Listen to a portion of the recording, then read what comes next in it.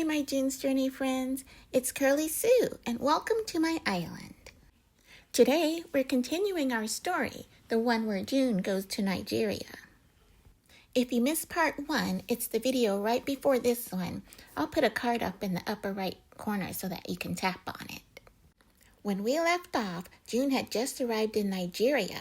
She's there to search for her missing ex-husband, Nicky. She does have a sleuthing partner, Joseph. He's the man that Nicky left her for. What a great team they're gonna make.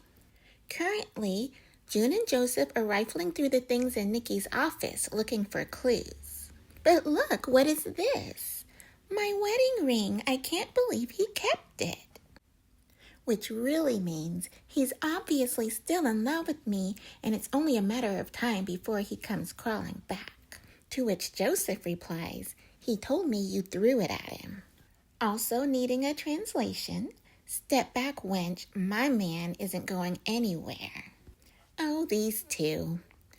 So, Junie and Joe, can I call you Junie and Joe? We have to focus and find something useful.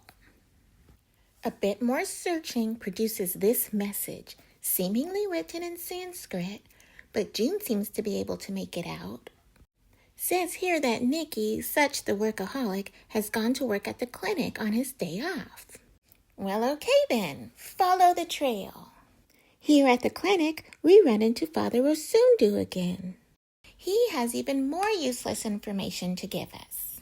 He's only here to fill his Veronal prescription anyway. Hey, Joseph, you're a doctor. Why don't you do it? So your friend Curly Sue here is an emergency room nurse in real life, and I'm going to admit that I've never heard of the drug Veronal. So I looked it up. Veronal was one of the first commercially available barbiturates, and it was used as a sleeping aid from 1903 until sometime in the mid-1950s. It was considered safe and non-addictive, and it was an immediate success until the overdoses and deaths started. Dr. Osundu says he uses it for his nerves. I hope this isn't going to be trouble later. Joseph, MD, doesn't have any problem filling the prescription, so it must be okay. So no problems there. Let's get back to finding Nicky. So it looks like Nicky did sign in at the clinic, but he never signed back out. Being the responsible chap, he did leave a note that says there's a medicine held up at customs, gone to get it, be back around 3. With the knowledge that Nicky never came back around 3 or ever, June and Joseph ran off to customs to see what's up. They came upon a bristly customs agent that told them to take a number, and June, being quite bristly her dang self, told him that there's a doctor missing, sir, and you're going to have to see us now. So bristly customs guy is like, okay, let me look through my records. Oh yes, Nicky Bennett, he actually did pick up those medicines. I remember him as being the only nice person around here, June. He said something about going to make house calls. Well, Joseph, being Nicky's new lover, knows that he makes house calls along the Ogun River. So let's go. Retracing Nicky's steps along his house call route, June and Joseph come across a blue truck. And oh my gosh, it happens to be Nicky's blue truck. Not only is it Nicky's blue truck, but the door's hanging wide open and the keys are in the ignition. Nicky is nowhere to be seen. This is looking kind of bad, as evidenced by the strained look on Joseph's face.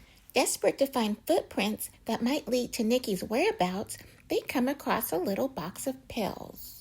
These are Veronal tablets, Father Osundu's Veronal tablets. What was he doing here? Someone's got some explaining to do. He's a man of the cloth. Let's try finding him at the chapel. Oh no, Father Osundu is hunched over and unconscious on the floor. These two smarty pants immediately deduce that Father Osundu has overdosed on his Veronal tablets. Well, nurse and doctor, don't just stand there gawking. We have to do something, or we'll never find out what happened to Nicky. Junie looks around and finds some tea leaves, and what do you know? A note from Nicky saying, that this medication can make you dizzy. Use these tea leaves to help.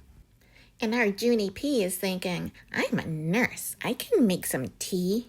However long it takes for water to boil and tea to steep, Junie must have done it even faster than that.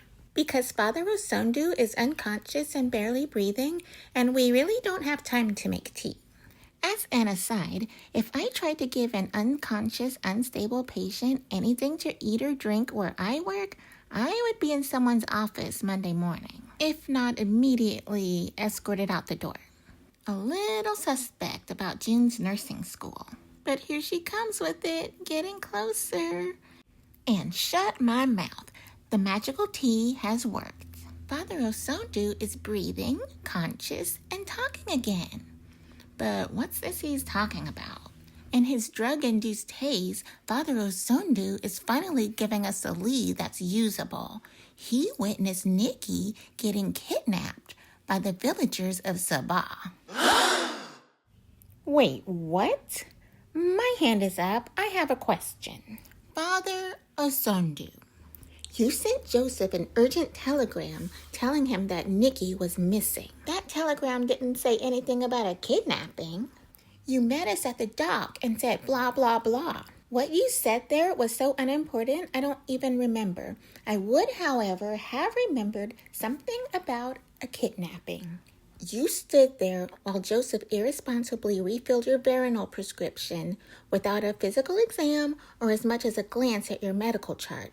And still, you said nothing about a kidnapping.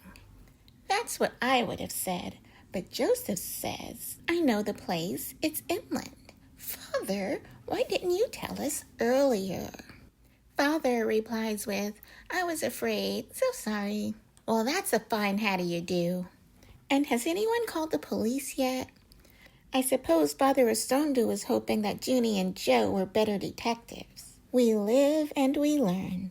So what could possibly happen next? What is Nicky's fate in Sabah?